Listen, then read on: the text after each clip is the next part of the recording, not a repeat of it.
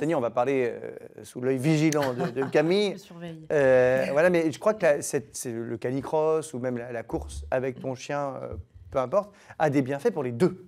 Oui. Alors, on a un peu abordé la question déjà avec Camille, mais c'est quoi les bienfaits C'est les mêmes pour pour les deux, en fait. Hein. Ça permet de lutter contre l'embonpoint. Quand on sait qu'il y a de plus en plus de chiens qui souffrent d'embonpoint. Ça se voit avec Anthony. Hein.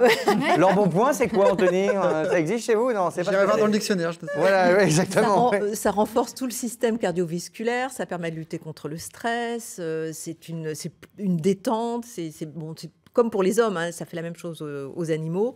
Ça permet également de créer des liens de complicité. Ça renforce le lien entre l'homme et l'animal. Ça le calme, ça l'apaise. Une fois qu'il a bien couru à la maison, il est plus tranquille. On peut en profiter pour l'éduquer, pour lui apprendre tout un tas de choses, assis, debout, couché, etc. Ça facilite quand même les relations. Et puis surtout, un chien est toujours OK pour sortir. Donc, ce qui est formidable, c'est qu'il nous entraîne dehors. En fait, le chien nous fait bouger. Dès que vous mettez la laisse, hop, il est partant, ça vous donne tout de suite la pêche et vous le suivez. Donc ça aussi, ça compte beaucoup. C'est un échange avec l'animal. Un chien fatigué est un chien heureux. Aussi. Il faut le fatiguer. Mais un maître aussi. Mais un maître aussi. Voilà. Moi, ça dépend. Un humain. Enfin. Il y a des humains fatigués qui sont fatigants. Mais question du coup, parce qu'on en parle un petit peu, puis pour répondre un peu aussi à la question de Violaine. Donc la laisse, c'est pas forcément idéal parce que ça peut étrangler le chien ou c'est compliqué, on est d'accord? Plus souvent le collier.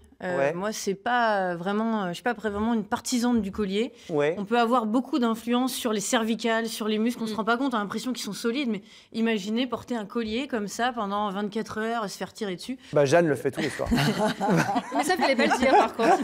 Tu peux garder des choses pour toi sur ma Pardon, excuse-moi. Désolé.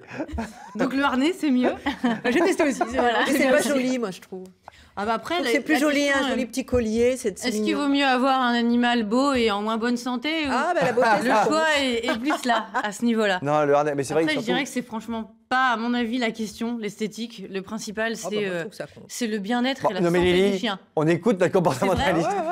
Et on préfère... Et Opal, elle a un collier? Bah moi j'ai un petit chien, mon petit Clarky. Pour faire du sport, pour sortir. Oui, d'accord. Mon petit Clarky, c'est pareil, moi je lui mets un harnais. Parce que c'est un beagle, moi, et avec le collier, j'ai l'impression que parfois, je l'étrangle et tout, et ça me Même sur long terme, ça a été prouvé qu'au niveau musculaire et au niveau cervical, même si là, on mettra un petit peu pour une fois en émission ou autre, c'est pas très grave, mais sur long terme, ça peut être problématique. Et ben en tout cas, merci beaucoup, ça nous a presque donné envie de pratiquer ce sport.